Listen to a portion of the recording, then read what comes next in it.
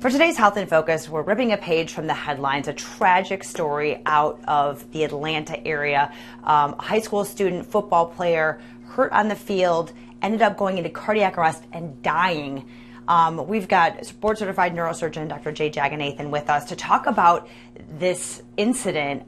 So sad. So tell us what would cause that? What kind of, it was a head injury that caused the cardiac arrest. Yeah. Well, the brain is a structure that obviously is important for our day-to-day living, and because it's trapped within the skull, which is a rigid container, it's oftentimes susceptible to injury with very quick acceleration and deceleration.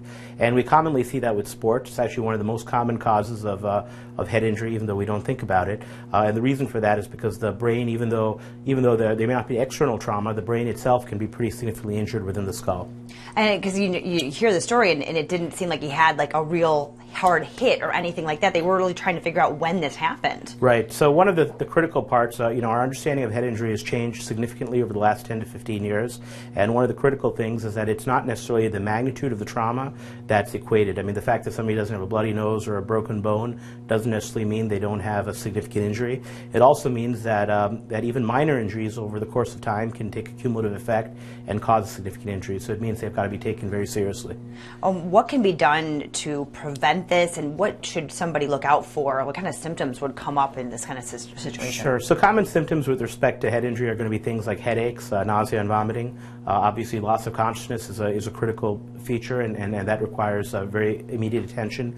Any type of neurologic deficit, meaning weakness, difficulty with walking, problems with bowel or bladder, or when someone is not acting quite right, should be taken seriously.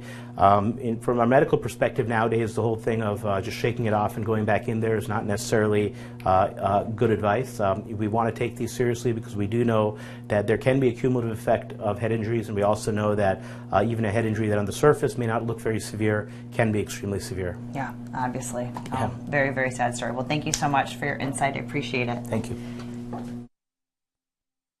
This Health in Focus is a paid segment by Jagannathan Neurosurgery.